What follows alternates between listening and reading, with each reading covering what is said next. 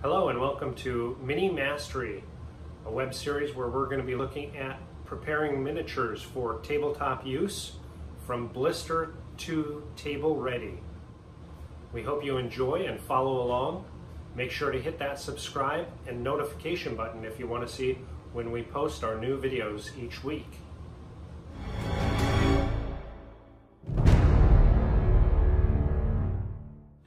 In this video series, you're going to see me using Reaper miniatures as most of the miniatures that we'll be focusing on.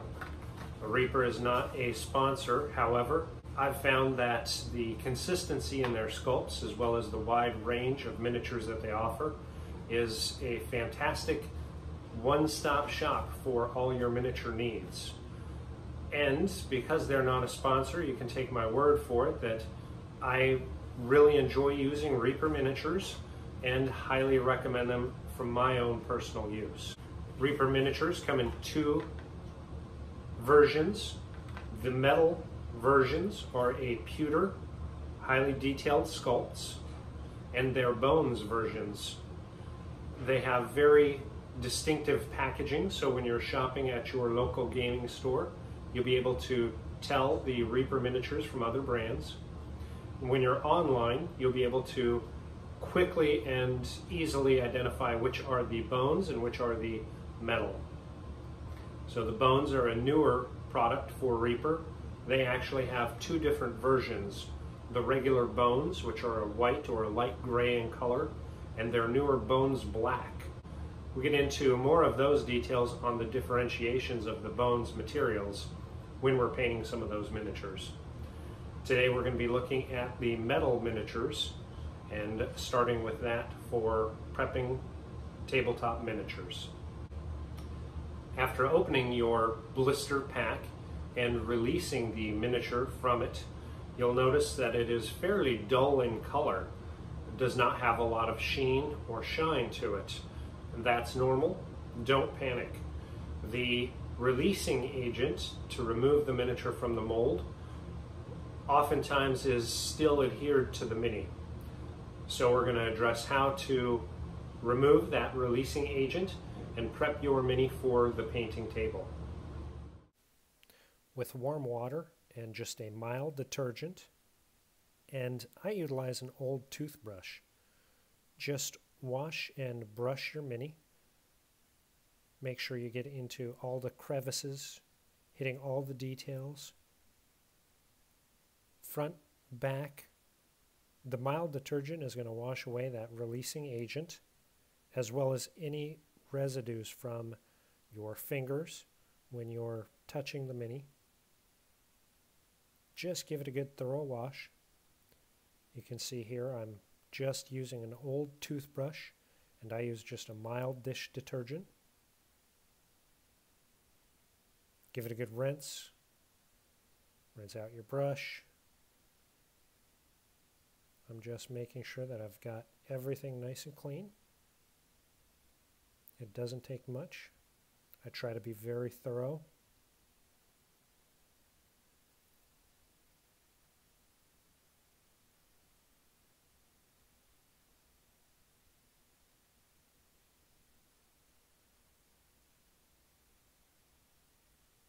Final rinse, and the releasing agent is removed.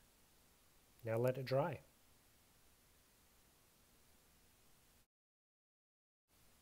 Now that your mini is washed, you can remove any mold lines.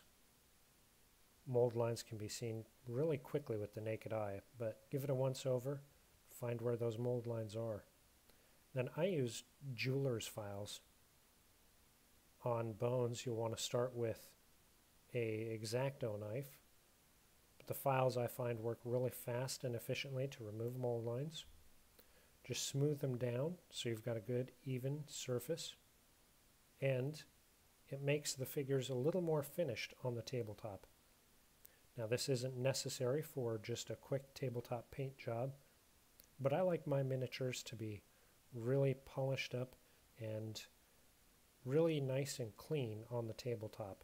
So I'll take my time working on the filing and removing of mold lines. even when it's just for my own personal tabletop use. Once the mold lines are removed and smoothed, now it's time to start looking at a base. Now this isn't always the necessary next step, but I find that pre-fitting the miniature onto a base helps make sure that it's going to adhere well and sit decent on the base.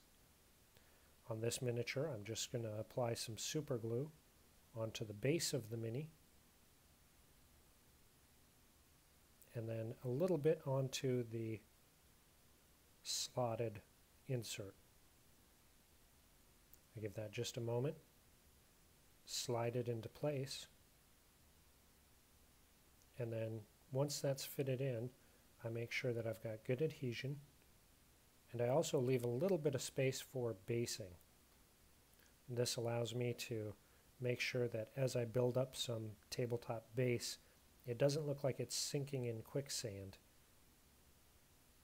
Making sure that I've got good clearance all around to be able to apply basing material. All I need to do is set that off to the side and then let it dry.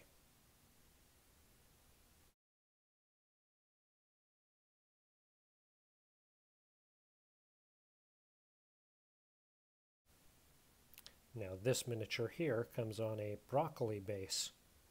The broccoli base can be used directly onto the tabletop and is a little bit different from the other base we used.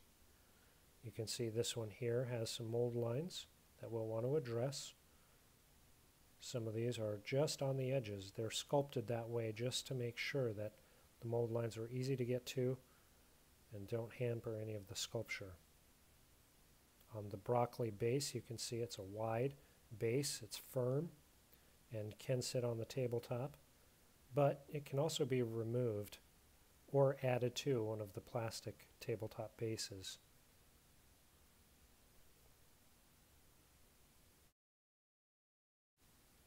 In comparison, a miniature that has the broccoli base removed and pins added to be added to a decorative base, either option is good. However, the pinned miniature is really more set for display purposes.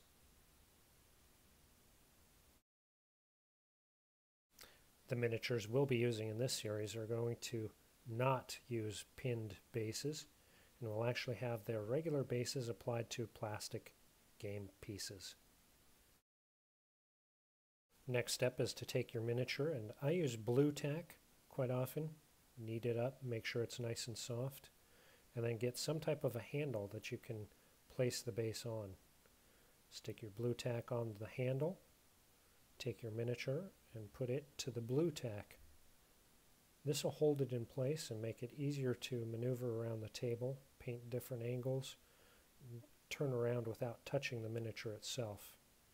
It's going to hold nice and tight and make sure you can get to all the different angles and folds in cloth and parts of skin and all the details. I'm going to prime all of these minis with Reaper Gray Brush-On Primer. This is going to allow us consistency. The primer acts just like a regular primer in making sure the paint can stick to the metal miniature. Process-wise, you just want to make sure it's nice and shaken up. And then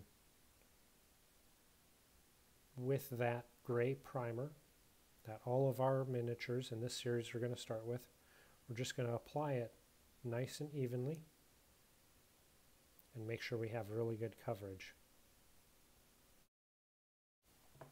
The gray primer is not watered down. The consistency is very consistent, and we just take it from our palette and apply it directly onto the miniature.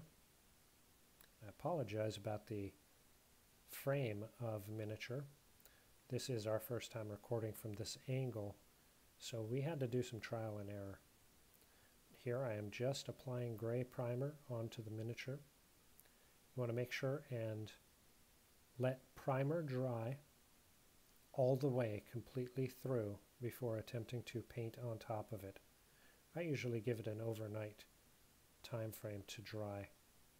And as I'm applying the primer, I'll move from one area to the next so that it has some time for edging to set up a little bit, so I'm not removing primer as I'm brushing onto the next blank area. This process here can take a little bit of time because you want to make sure that you're applying it at an even level. So you don't want to cover any of the details. Keep your brush strokes nice and smooth, and make sure you're utilizing the pull technique. As you apply the primer onto your brush, when you're moving the brush on the miniature, pull away from the details so that the primer flows out of the brush from the midsection of the brush to the tip and then onto the miniature. This is going to help keep your brush point sharp, as well as making sure you're using the majority of your primer and not losing that primer in your bristles. You can see by utilizing the handle, I'm able to move the miniature around, get into a lot of the cracks and crevices, and really check and see where that primer is going, making sure that I don't have any bare metal. The primer is, of course, what adheres your paint to the metal miniature, and is a super important step to make sure that you've got the best painting job possible and that it's durable for tabletop use. And this is considered to be a little bit more of a professional technique rather than just opening the blister, slapping on some paint and sealing it and bringing it to the table. But especially if you are looking at lots of table use, you want to have as durable a paint job as possible. So for this series, here is the first mini that we're going to paint. You can see that it's got a complete and total coverage of gray primer. And this is actually one of the miniatures that we'll be using at the tabletop. This is designed for one of our players at this campaign and is the first of this Adventuring Party's minis that we're going to be painting. Hope you follow along, hope you enjoyed this video, and if you have questions, please comment below and subscribe if you want to continue to catch up on the process that we're going to be using to paint these minis.